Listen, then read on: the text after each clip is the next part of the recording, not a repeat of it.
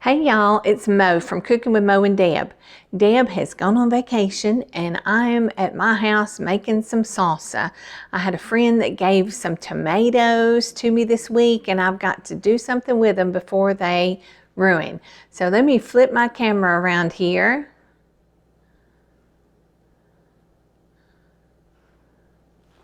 And I'll show you the ingredients. Here's what you're going to need. First of all, you're going to need a large pot for preserving, doing a hot water bath. All right, so we've got tomato sauce, tomato paste, ground cumin. We've got fresh cilantro. Isn't that pretty? Fresh cilantro. You see all those tomatoes? You're going to need some apple cider vinegar, some green bell peppers, some garlic and onions, a little bit of sugar, just 1/3 cup, some jalapeno peppers, some coarse ground pepper, some canning salt, and of course you're going to need all the supplies for canning. And these are just some of the tomatoes that my friend Steve brought me. Here's the rest of them over here on my dinette table. So you see I've got my work cut out for me.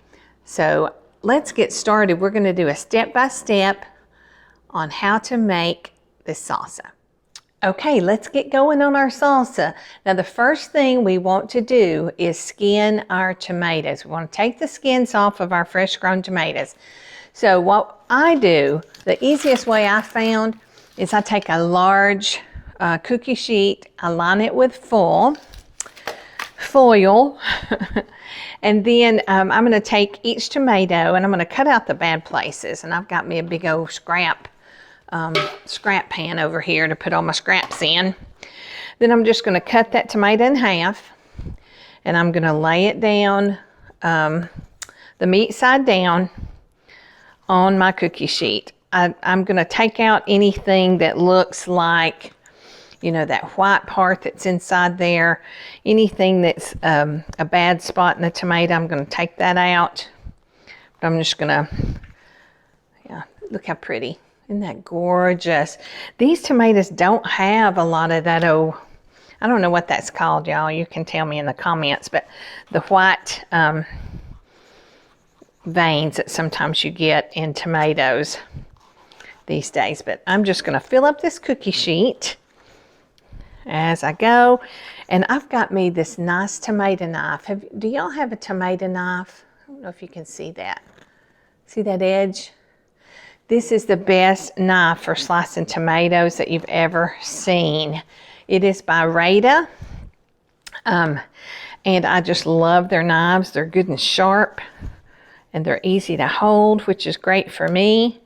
Now I'm going to cut down and get that center core out of the tomato as well. If it's, you know, in there, I don't want that in my salsa. But when we put these in the oven, we're going to broil them for about 3 minutes in the oven, just on a high broil. See, there's a bad spot. You want to cut that out. We're going to broil them. And then when we bring them out, let them cool for a minute or two. That skin is just going to pop right off, y'all. It's going to be easy to take off. You can also boil them. You can just drop the tomatoes down in boiling water for a few minutes. But I have found that this is the preferred method that I like to use. Y'all see what you think. You can do either one though. All right, I think I've about got me a... Man, these tomatoes, I just want to sit down and eat them with salt and pepper.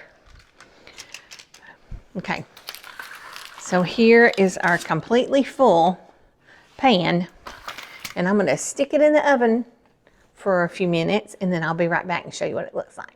Okay, guys, so hopefully these will be cool enough for me to show you what I do next with these tomatoes. So here is how they look once you bring them out of the oven. See, they're all wrinkledy and puckered up, right? So all you have to do, move this over a little more. All you have to do is pull that skin like that, and it will come right off the tomato. Now it doesn't always come completely off, so that's when you come back and, you know, sometimes you have to take your knife and get more of it off. It'd be easier to do if I'd let them cool a little more. But as you see, they are skinned. The tomato is skinned, like that. So that's a really easy way to do it. I've got some more in the oven, so let me get those out, and then I will get through skinning all these tomatoes, and then we'll do the second step. Be right back. Okay guys, so hopefully these will be cool enough for me to show you what I do next with these tomatoes. So here is how they look once you bring them out of the oven. See, they're all wrinkledy and puckered up, right?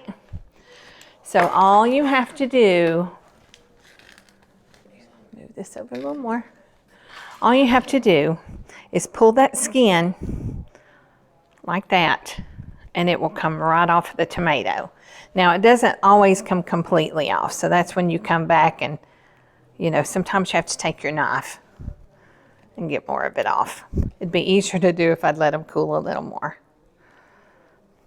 But as you see, they are skinned. The tomato is skinned, like that. So that's a really easy way to do it. I've got some more in the oven, so let me get those out, and then I will get through skinning all these tomatoes, and then we'll do the second step. Be right back.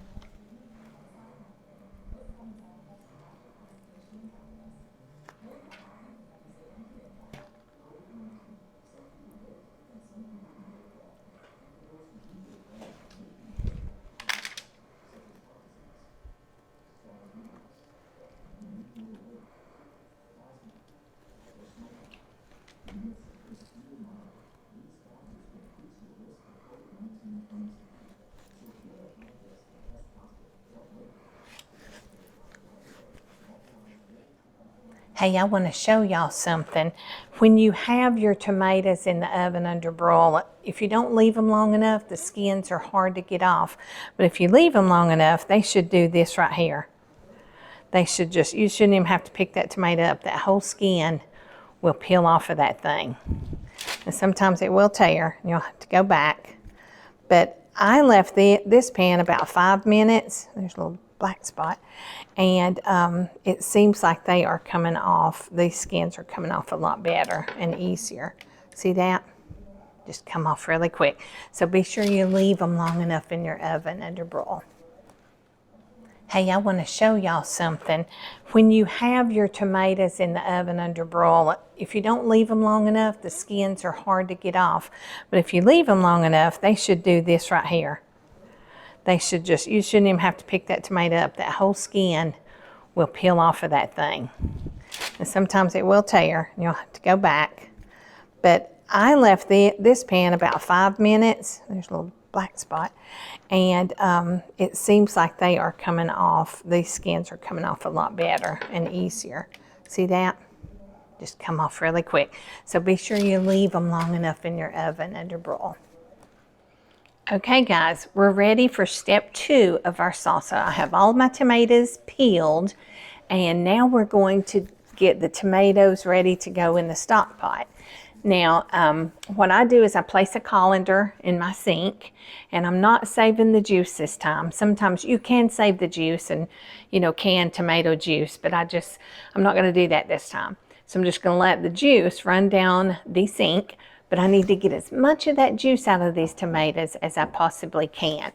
Now, this is how I do it. You guys may do it a different way, but I'm just about to show you the easiest way I have found to process these tomatoes. All right, so I've got my big pot of tomatoes here already peeled, and I'm just going to start breaking them up with my hands. And they're soft because remember, they've been in the oven. Now, I don't like humongous chunks in my salsa, but I do like my salsa to be a little bit thick. So I don't worry about, you know, getting it completely mashed. And actually, when we get this colander filled, we will do that with a spoon. We're just going to push the liquid through the colander. You don't want a lot of liquid in your salsa. And look, here's a peeling. You want to get those peelings out for a couple of reasons. Number one, you don't want to eat peelings in your salsa. But number two, they can create bacteria when you're canning salsa. So here's another little, okay, got it. So I'm going to do this. It's going to take a few minutes, but I'll be right back to show you step number 3. See you in a minute. Okay, guys, we're ready for step 2 of our salsa. I have all my tomatoes peeled, and now we're going to get the tomatoes ready to go in the stock pot. Now, what I do is I place a colander in my sink, and I'm not saving the juice this time. Sometimes you can save the juice and, you know, can tomato juice, but I'm not going to do that this time. So I'm just going to let the juice run down the sink, but I need to get as much of that juice out of these tomatoes as I possibly can. Now, this is how I do it. You guys may do it a different way, but I'm just about to show you the easiest way I have found to process these tomatoes. All right, so I've got my big pot of tomatoes here already peeled, and I'm just going to start breaking them up with my hands. And they're soft because remember, they've been in the oven. Now, I don't like humongous chunks in my salsa, but I do like my salsa to be a little bit thick. So I don't worry about, you know, getting it completely mashed. And actually, when we get this colander filled, we will do that with a spoon. We're just going to push the liquid through the colander. You don't want a lot of liquid in your salsa. And look, here's a peeling. You want to get those peelings out for a couple of reasons. Number one, you don't want to eat peelings in your salsa. But number two, they can create bacteria when you're canning salsa. So here's another little, okay, got it. So I'm going to do this. It's going to take a few minutes, but I'll be right back to show you step number 3. See you in a minute. Okay, guys, I want to show you a little trick to cutting up these tomatoes. You can do it with your hands, which I've been doing, but then I decided I would use my salad chopper from Pampered Chef, and I want y'all to see how easy this makes it. This is a very sharp tool, and it just completely cuts up those big chunks of tomato. Here, let me show you.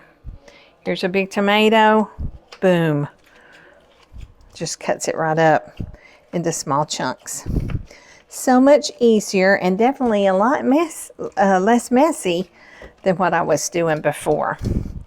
So I'm going to show you next. This is what I'm going to do to get some more juice out of these. I'm just going to use my mix and chop, and I'm going to push those down, and you can see a lot of juice. Well, I guess you can see a lot of juice is coming out of there, and I want them to be as dry as possible.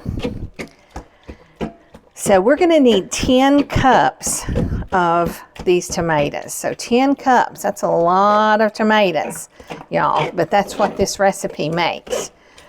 You know, if I've always said, if you're going to go to all the trouble to mess up your kitchen, then you want to make enough salsa or whatever it is you're canning. You want to make enough that you have enough to share with people. All right. I think that's going to be good for this batch. And I'm going to go ahead and I'm going to put it over here into a large bowl. because before we put it in the pot with all the other ingredients, we have to make sure and measure it properly that we have 10 cups. So we'll be right back when I'm done with all this.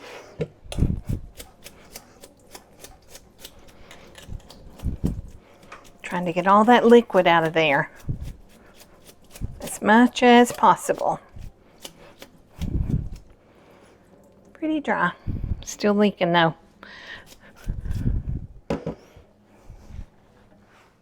Okay, y'all, it's time to chop up all the vegetables, and I'm not going to, I've already got most of the onion chopped. You can use a food processor if you'd like to, but I'm one of those weird people that likes to chop vegetables, so I'm just doing mine with my manual food processor. Do a little bit more. I like my onions a little bit smaller.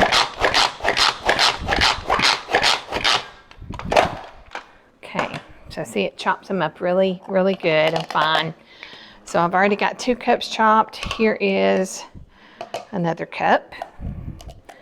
And then I will do the bell pepper the same way.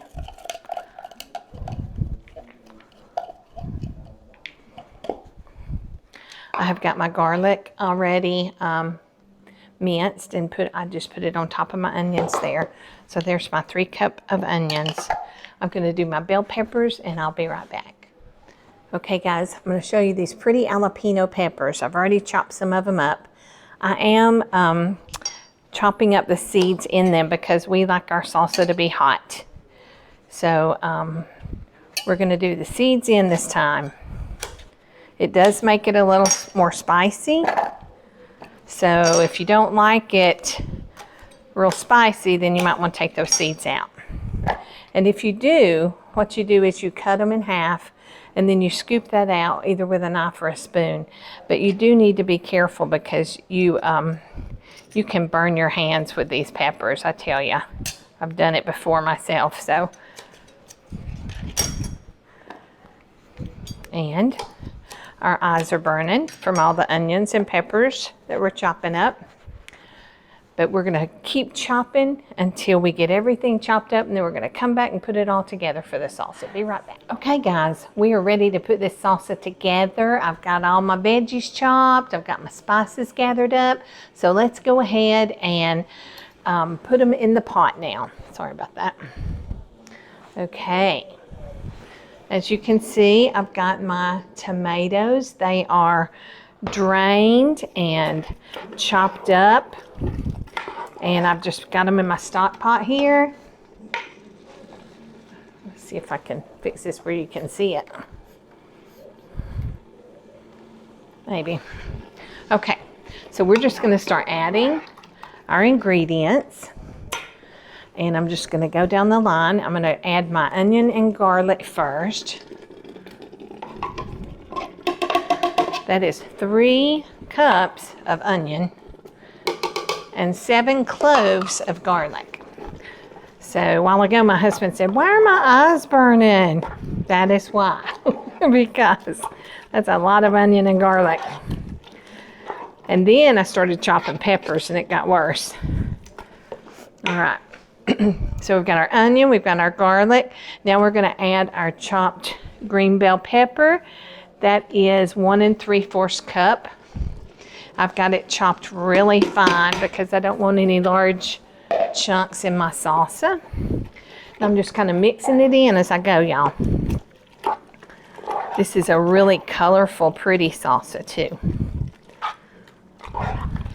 You will love it. Tastes so good. Okay, now we've got our 5 jalapenos. I don't know that I'm going to put all these in there. This scares me. But here, let's put most of them because they have the seeds in them and everything. So that's going to add some heat to our salsa. Salsa, not salsa. Salsa. It's going to be good, y'all.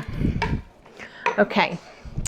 Now we have got our, let's start adding spices. So we need 2 1/2 teaspoons of ground cumin. This is cumin, ground cumin. So we're going to add 2½ teaspoons of that. 1, 2. Make sure that's a teaspoon. Yes, it is. And this is a ½ teaspoon.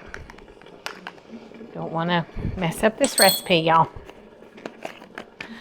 All right, and then I'm going to turn this down a little bit.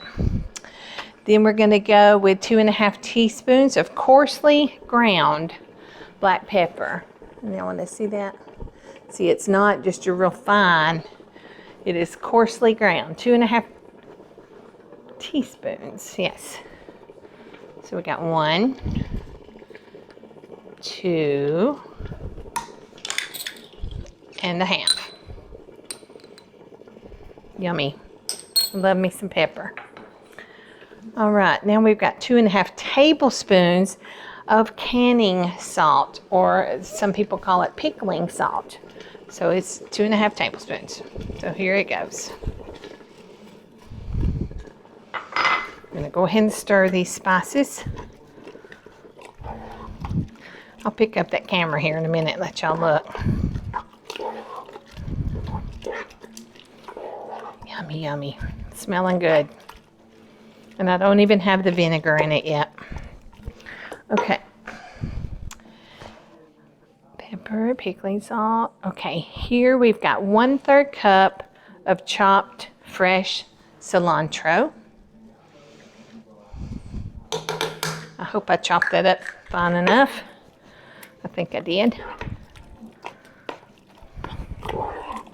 I don't want to add too much of that because some people really don't care for the flavor of cilantro. I like it, but if you get too much, it's overpowering. All right, now we've got 1/3 cup of sugar. This says optional, depending upon the flavor, the sweetness of your tomatoes. I have never not put sugar in it. I think it really brings out the flavor. So don't skip the sugar, unless you're diabetic or something and can't have it. All right, there's the sugar. Now we've got 1 1/4 cups of apple cider vinegar. Here's the yummy goodness, y'all.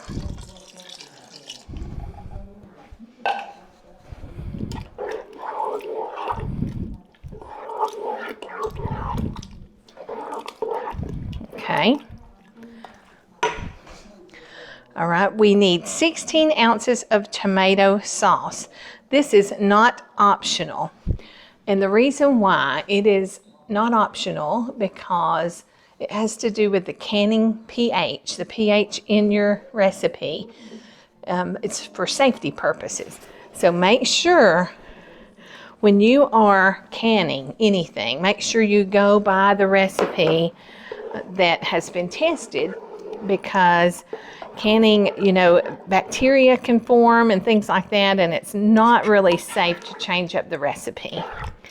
So the acidity in the tomatoes and the tomato sauce have a lot to do with why they don't want you to change it up. Okay, and then we're going to add, this will give it its thickness. We're going to add tomato paste, a 12-ounce can. So I'm going to go ahead and add that. I like my salsa to have some substance to it. I want it to stick to my chip. Don't y'all? Okay, I'm trying to get all this out of there. Ooh. Okay. All right, wash my hand.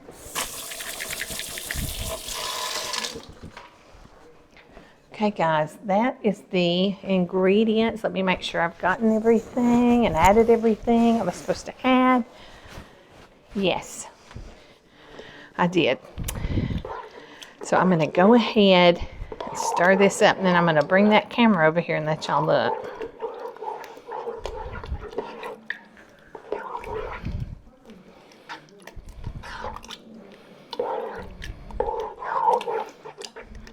Okay.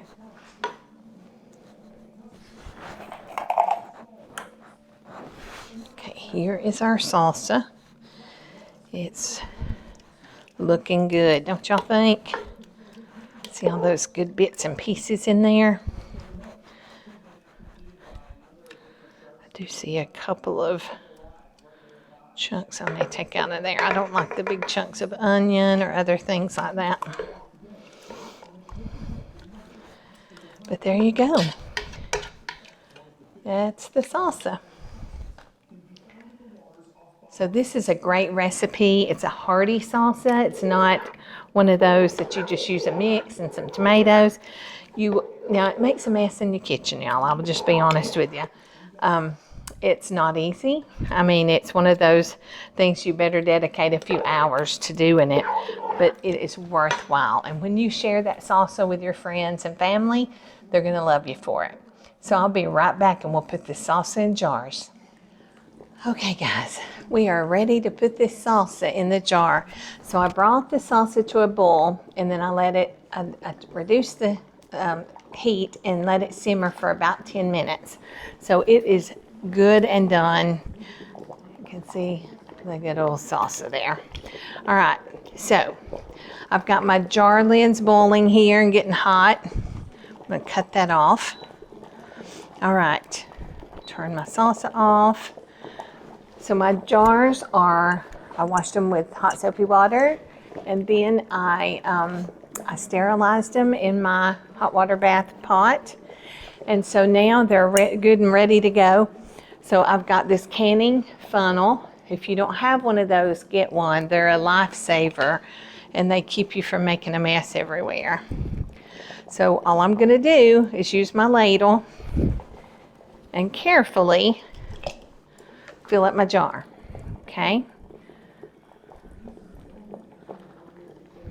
I will probably make a mess. And you want to fill it, I guess, to about half an inch from the top. I'm going to give it a little bit of space, but not too much. Now, I usually like to take a knife and just run it down in there and get any air that might be trapped in the jar. Just get that air out of there. Okay? So you see, I've got it like that. Now, I'm going to take, this is a handy little tool if you don't have one. It's got a magnet on the end, and you can just pick up your jar lid like that out of the hot water. And now you just place that on and then tighten it down with your ring, just like that. Okay, now I'm going to set that aside, and you may start hearing them ping here in a second. Usually it takes a little while though, but you'll hear your jar lids go bing like that, and that means that they are sealed. If you don't hear them do that, that's okay. They may still seal, but I'll show you how to check that here in a minute to make sure that they are sealed. You want your jars to all be sealed. This is some chunky salsa, y'all. Okay. And again, I'm going to take that knife and run it down through there.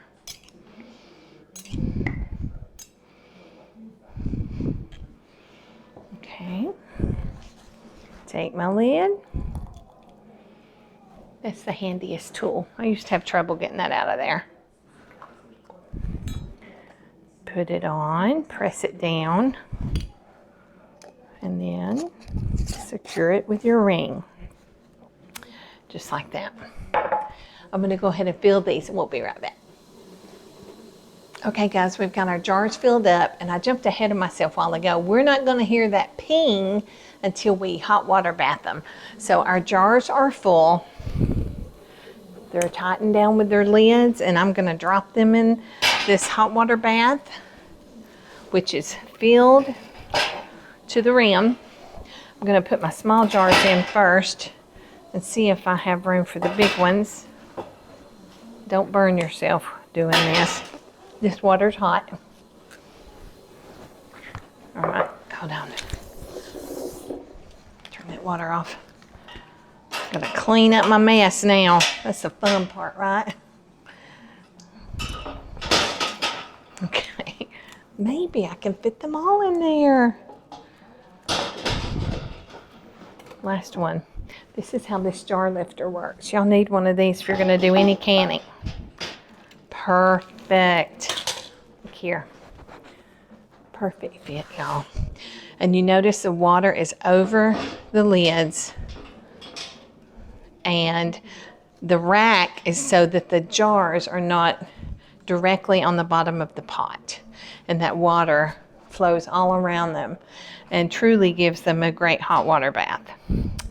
All right, so now the lid's gonna go on, and I'm gonna bring these to a boil, and they will process for 15 minutes, and then I'll be right back. Okay, boys and girls, we have some salsa, and it is ready to pull out of the hot water bath and sit out to cool. So I'm just gonna grab it with my little jar grabber and put it here on my dish towel on the countertop, and they're gonna cool. So they have processed in here for 15 minutes.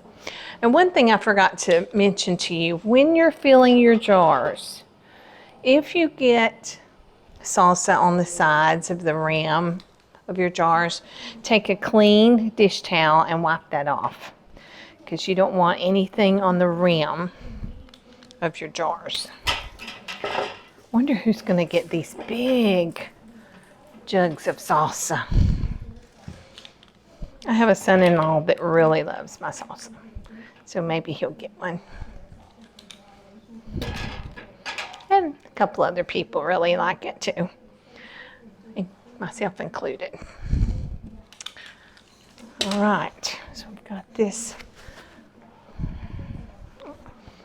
Okay, I'm gonna tilt this down so y'all can see the jars. So that amount of salsa made 6 pints and 2 quarts of salsa. So you think, well, that was a lot of work for just that much salsa. And it really is, but it's really good and you'll like it a lot. So try this recipe. I think you will love it. And, you know, don't be afraid to do the hot water bath canning. It's a great method for preserving things like tomatoes and pickles and things like that. So just give it a try and try this recipe and let us know how you like it. So see you later, amigos.